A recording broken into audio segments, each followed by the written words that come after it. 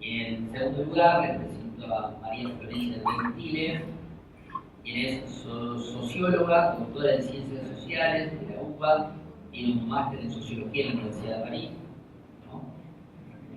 Es investigadora docente de la Universidad Nacional de General de Sarmiento, en grado y posgrado, coordinadora del grupo de tareas de infancia y juventud Argentina y Moderna Contemporánea, codirige la colección de infancia y juventudes, que es parte del grupo de trabajo de Claxo, Juventud de Infancia, integra el plenario del Consejo de Derechos de la Niña y Niña Adolescente en representación de la legislatura de la Ciudad de Buenos Aires, y es impulsora de la Sociedad Argentina No a la Baja, ¿sí? Autora de distintos libros, etc. Bueno, buenas tardes. Un placer estar acá, un orgullo, compañero, y compartir la mesa con Nora después de este paneo que hizo Nora de la situación de los derechos de la infancia contemporánea. Yo que soy muy obediente y me dieron una consigna que era el título del módulo 5, que es Encuentro, ¿cómo era? Estado, familia y comunidad, la protección de derechos, ¿no? Ahí lo tengo. Bueno, perfecto. Entonces yo había muy obediente y dije, bueno, tengo ganas de hablar de un montón de cosas que después podemos hablar, pero tengo la presentación en este tema. Después igual nos derivamos.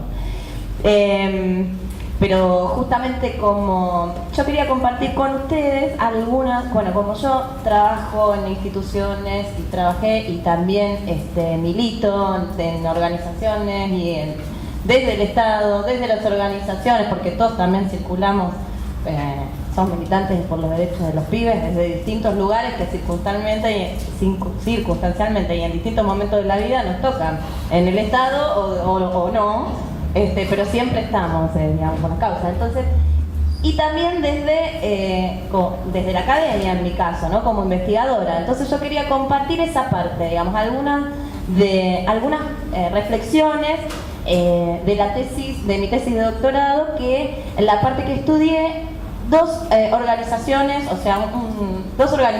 una estatal y una no gubernamental. Un poco con la idea de reflexionar acerca de las propias condiciones para la intervención que tenemos todos como agentes, tanto estatales como desde las organizaciones. Yo me voy a poner de costado porque está atrás mi propia. Esto está. Y me voy para cerca, acá voy a hacerle sombra.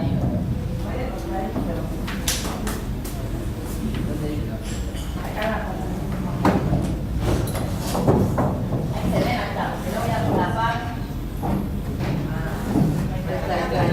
Por favor, bueno. Vamos a ver.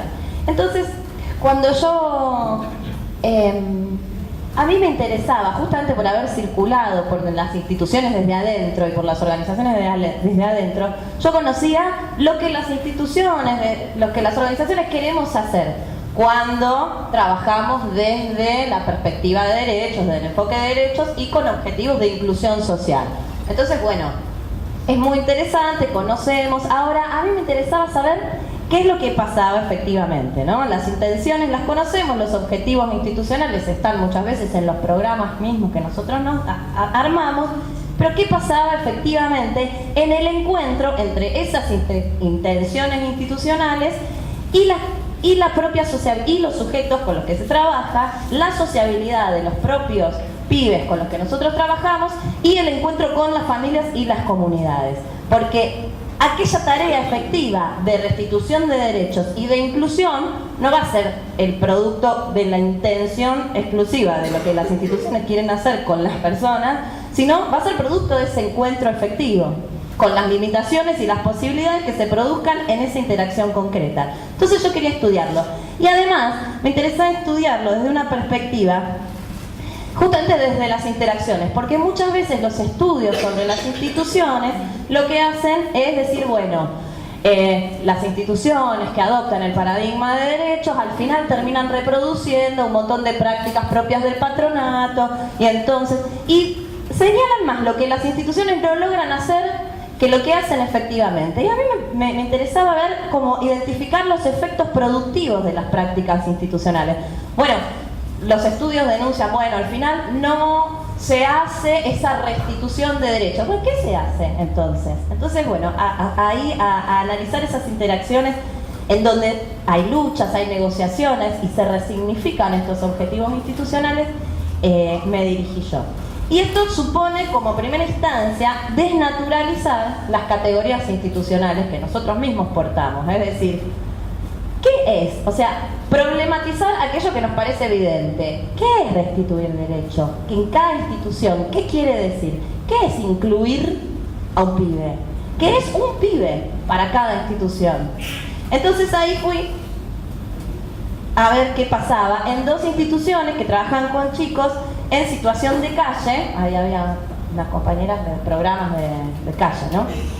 Dos instituciones que trabajaban con pibes en situación de calle y en situación de pobreza, en distintos momentos históricos. Lo fui haciendo, no son indagaciones contemporáneas de estos últimos 2 años. Sin embargo, en cada una podemos identificar rasgos que nos permitan identificar como modelos de atención y problematizar las prácticas actuales también, ¿no? Entonces, una, como les contaba, era un centro de día estatal en la ciudad de Buenos Aires que trabajaba desde el enfoque de la ciudadanía con los pibes. Ahora vamos a ver qué era eso. Y la otra era una organización social más política que tenía una organización no gubernamental que tenía una intención de lucha anticapitalista directamente, ¿no? Una reflexión política, y desde ese lugar entendía el trabajo que hacía con los pibes. Ambas trabajaban con pibes en situación de calle o para rescatarlos de la calle. Por ahí no estaban en situación de calle, pero la calle era una parte importante de su sociabilidad. Y para incluirlos y para restituir derechos. Pero lo que yo encontraba es eso. ¿Se ve? ¿O habrá que apagar un poco? Que cada institución articulaba o le daba sentido a eso de restituir derechos y de incluir en función de varias cuestiones. En principio, en función de tradiciones propias que recuperaba cada organización, diferentes en función también de quiénes eran los agentes institucionales. En unas, ahora vamos a ver, pero a veces se recuperaban tradiciones que son previas en nuestro país y en Latinoamérica de trabajo con los pibes, previas a la idea del paradigma. Estaba la educación popular de Freire, se resignificaba todo un trabajo de las organizaciones políticas, del socialismo, 20, presencia en la Argentina y trabajo con los pibes. Se resignificaban también tradiciones religiosas de curas tercermundistas. Entonces, en función de todas esas tradiciones, en cada organización, esto de los derechos, que aparece como más novedoso, sin embargo, se articulaba con viejos sentidos también de trabajo. Ahora, claro, cuando también encontré que cada institución tenía distintas concepciones de qué es ser un niño, de cuáles son sus derechos y qué es lo que había que hacer, cuáles son los problemas de esos pibes y qué podemos hacer con esos pibes, qué tenemos que hacer. Y como parte de esto, definían de manera distinta cuáles prácticas eran legítimas dentro de la institución y cuáles no, qué cosas se promovían dentro de los pibes y qué cosas no estaban permitidas para realizar dentro de esa institución, por ejemplo. Comportamientos y roles legítimos e ilegítimos. Y a veces lo interesante era que eran contrapuestos, lo que se permitía o se propiciaba en una institución, entendiendo que eso era reparar sus derechos, en la otra estaba prohibido, porque eso era vulnerar sus derechos. Eso es interesante de poder hacer un análisis comparativo. Tiene que ver con esto que mencionaba Nora, de que claro, cada organización tiene sus propios criterios.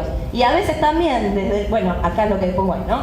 El sistema de protección integral, con la idea también de la corresponsabilidad, de todo el desarrollo de los múltiples programas que atienden, ese mapa institucional complejo que mostraban los compañeros de La Matanza, si le sumamos además que solamente hablaban del sistema de protección, pero después también está también la escuela, todas las instituciones de colores que intervienen en un territorio, más todas las organizaciones. En cada uno de esos programas, de esas instancias, de esas ventanillas de interacción con los pibes, se reconstruyen criterios específicos diferentes entre sí a veces. Y más, y esto sí es actual, ¿no? En un momento en donde se vuelven a priorizar políticas focalizadas que intervienen puntualmente sobre la vida de los pibes, cada programista interviene con un pibe desde un recorte específico y trata al pibe como si fuera solo esa problemática en ese momento.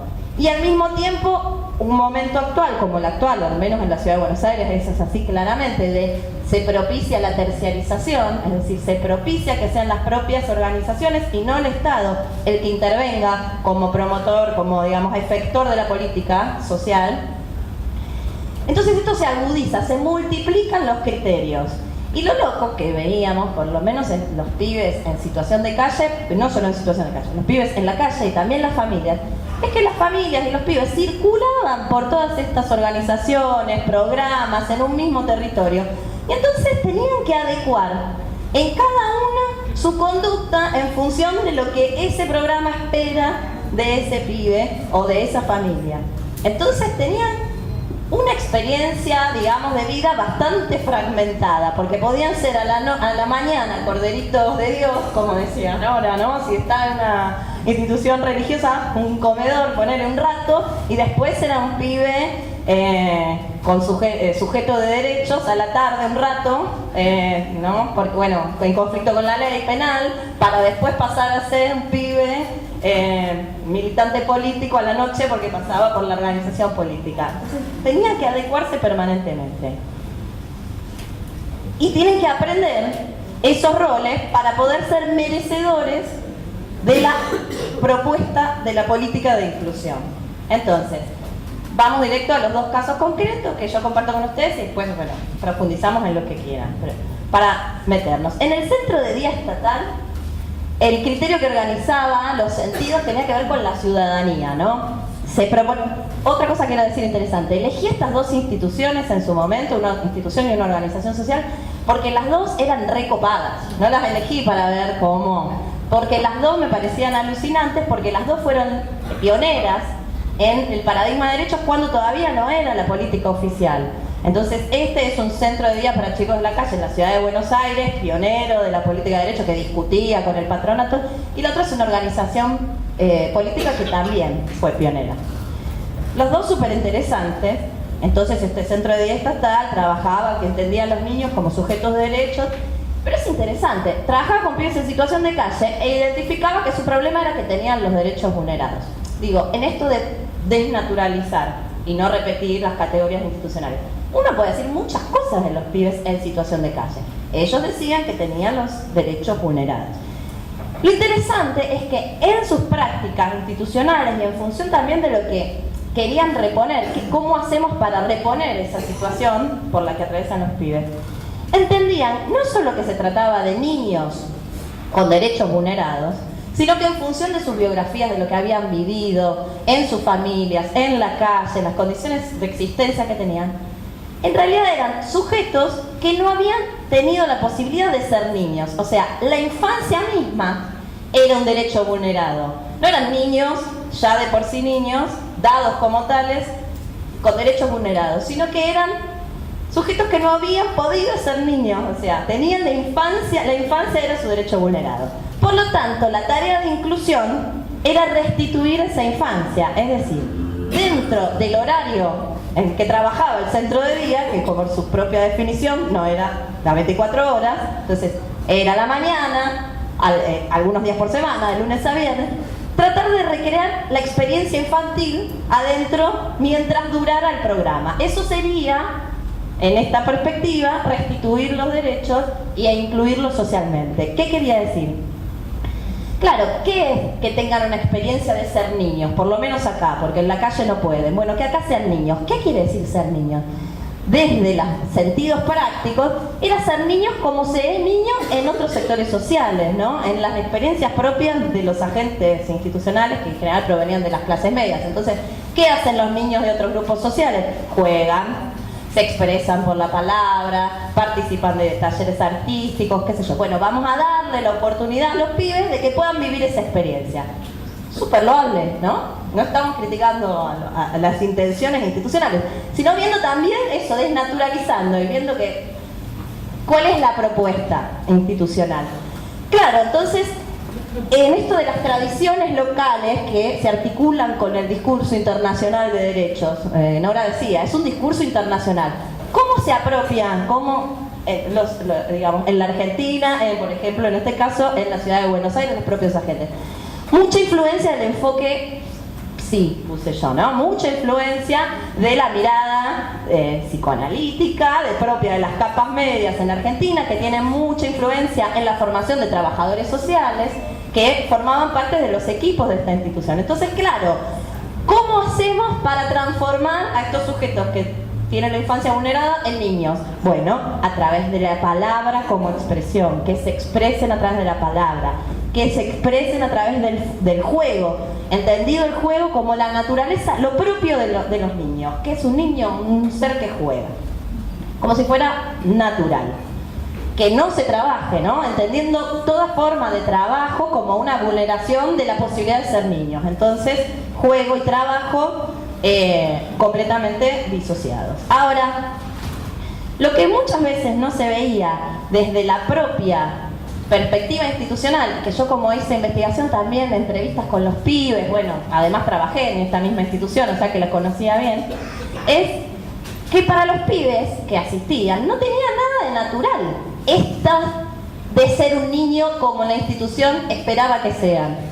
Entonces, venía acá a jugar, acá no se puede pelear, obviamente, adentro de la puerta para adentro, acá nadie se pelea, porque si no, eso es lo que rige en la calle, muy bien. Ahora, la forma de expresarse a través de la fuerza física, a través de la violencia, no es algo que una práctica se pueda dejar de lado tan fácilmente, porque resulta constitutiva en la sociabilidad de los pibes, en este caso en situación de calle, pero también históricamente en los sectores populares, el uso de la fuerza como fuerza de trabajo es histórica en los sectores populares. Cuando no se puede invertir como fuerza de trabajo porque el mercado está desarticulado, se invierte como fuerza de combate, pero siempre el uso del cuerpo como fuerza es un recurso de las clases populares históricas que además permite que las personas puedan tener una identidad valorada, el que tiene más aguante, el que no lo tiene. Es una forma de relación legítima. Entonces, que la institución proponga que acá adentro no se pelea, no era para nada fácil.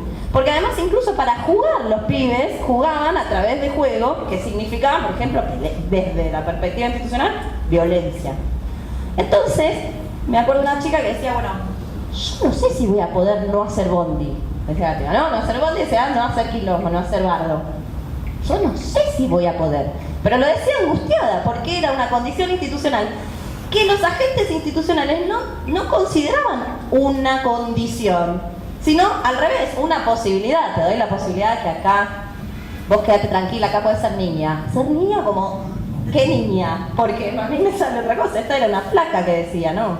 Entonces, bueno, ahí había que ejercer el rol de niño, ser afectuoso, despreocupado, jugar, no ser violento, todas cosas que requerían tener ciertos recursos que a veces no todos los pibes tenían. El riesgo de esta propuesta, entonces, es que cuando los pibes no podían adecuarse a ese rol, se lo entendía como un problema individual. Bueno, vos no podés aprovechar la oportunidad que te estamos dando.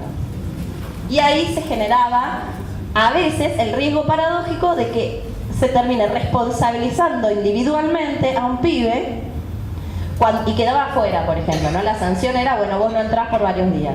Y acá lo que les quería mostrar es una foto que a mí me llamó mucho la atención porque era un pibe que tiene como 25 años adentro de una institución para pibes. ¿Por qué ese pibe que tenía 25 años podía estar adentro de la institución para pibes y otros pibes que tenían 12 estaban en la puerta y no podían entrar? Porque este pibe aprendió, era un producto de la institución, ¿no? Tenía muchos años en la institución, aprendió a jugar, está jugando, boludeando, digamos, jugando ahí con el metegol, con otros pibitos más chiquitos. El pibe desempeñaba el rol, no importaba tanto la edad como forma para seleccionar quién entra y quién no, sino el rol. El pibe había aprendido a hacer el rol de niño y ahí adentro era aceptado. Bueno, muy interesante. Y esto, lo de arriba, me encantó porque es un dibujo que hizo uno de los pibes que yo decía, claro, este pibe está dibujando la expectativa de la institución. Muy interesante, que es, estoy tan feliz, yo juego, estoy tan feliz que no tengo hambre. Es buenísimo porque es, ¿qué es incluir? ¿Qué es lo que podía hacer esa institución con los recursos que tenía, con las limitaciones que tenía, como política institucional, ¿no? Si nosotros ahora nos alejamos, hacemos foco de lo que pasa dentro de la institución y ves, ¿cuál es tu propuesta de política de infancia. No puede estar centrada solo en lo que pasan en esas interacciones, porque no está mal trabajar con los pibes para generar formas alternativas de relación, formas alternativas de expresión. Ahora, la idea de que porque un pibe juegue, eso es una tarea de inclusión social y no poder intervenir sobre el hambre, por ejemplo, bueno, es por lo menos paradójico. Y esto estaba graficado por un propio pibe. Interesante es ver también cuál era la propuesta de trabajar desde los derechos y la inclusión con otra concepción, que era la organización política. Entonces, en el proyecto, ya pongo la foto, que es muy linda. Ellos tenían político anticapitalista y hacían una interpretación del niño como sujeto de derechos dentro de la organización. Era el niño como sujeto político. Tomarlo al niño como sujeto de derechos es convertirlo en un sujeto político. Los pibes son víctimas del sistema, decían. Lo que pasó fue que este sistema capitalista marginalizó a las clases populares, dejó sin trabajo a las clases populares, que era el trabajo, el organizador del mundo popular, y entonces lumpenproletarizó a las clases populares, y entonces la propia infancia se vio degradada, lumpenproletarizada. La propia infancia popular se vio degradada. Este es el diagnóstico. Frente a este diagnóstico, en función de los sentidos que le daba esta organización, ¿cuál era la tarea de reparación posible dentro de la institución? Recreamos, dentro de los días, los horarios que trabaja la institución, un mundo popular, un mundo obrero, como el de antes, sin lumpenproletarizar, para que esa sea la condición de posibilidad de generar conciencia revolucionaria, ¿no? Futuros militantitos eran. Ahí los vemos, están efectivamente ejerciendo ese rol institucional. Entonces, vamos a generar militantitos, articulando, comprendiendo, articulando el discurso internacional de los derechos del niño con tradiciones del anarquismo y del socialismo, que históricamente hicieron participar a los pibes en actividades políticas juntos con los adultos, como una tarea de trabajo específico sobre la infancia, trayendo tradiciones de la Iglesia Católica tercermundista y también de la educación popular. Y acá lo interesante es que si nosotros queremos recrear adentro de la institución una infancia obrera y militante, entonces el trabajo, lejos de ser entendida como una vulneración de derechos como era en la otra institución, acá era el eje fundamental de trabajo justamente con los pibes. Entonces todos tienen que trabajar en un sentido diferente, en un sentido de transformación, en un sentido de responsabilidad, en un sentido de inclusión. Cada uno, desde los pibitos de 4 años que iban a la institución, tenían que participar de las tareas trabajaban dentro de la institución, podían limpiar con un trapito, todos los pibes cuando terminaban de comer barrían, limpiaban, hacían tareas de limpieza dentro de la institución. Hacían tareas, y los más grandes, ya la institución proponía para los de más de 15 emprendimientos productivos como formas de darles una herramienta para transformarse en adultos futuros. Pero entonces el trabajo era fundamental en esta organización, completamente distinto a cómo se concebía como una vulneración de derechos en la otra, ¿no? Y entonces, acá el trabajo y el juego no aparecían como disociados.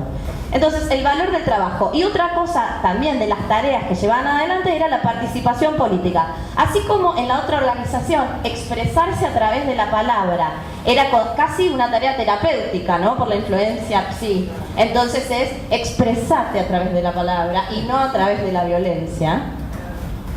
No sé si voy a poder no hacer bondi. Acá la palabra tenía un valor político. Tomar la palabra, dar la palabra, era, por ejemplo, una propuesta que se hacía en las asambleas, que todos hablen en el espacio público, tenía otro valor completamente distinto a esta idea de la palabra, como forma de restituir derechos, de incluir socialmente. Entonces, claro, los pibes hacían asambleas de lo más chiquititos, hermosos, participaban de marchas, ahí los vemos todos, también con cartelitos, todos con pecheras, repartían volantes, tenían todas las prácticas de la liturgia política desde chiquititos. Pero a veces, ojo, miren, acá es un papelito que hicieron también. Entonces, bueno, acá era la asamblea, la organización. Y esto estaba de buenísimo. Decía, bueno, Joel no está viniendo, ¿qué hacemos? Propuestas. Pero pues tremendas, ojo, porque decía, bueno, le damos otra oportunidad, era la opción 1. La opción 2, que se quede una semana sin juegos. Pobre Joel, ¿por qué? Y 3, que coma con los del grupo 1 en el pasillo. Se lo llama el pasillo. Yo lo que digo es que además de esto que me enternece mucho y qué sé yo, pero ojo, porque estamos haciendo, claro, pero bueno, esto era en la institución incluir socialmente, restituir derechos. Ahora, bueno, ¿qué pasó con Joel que no está viniendo? Nadie preguntó por qué Joel no está viniendo. Capaz que estaba laburando para sostener a la familia, no sé.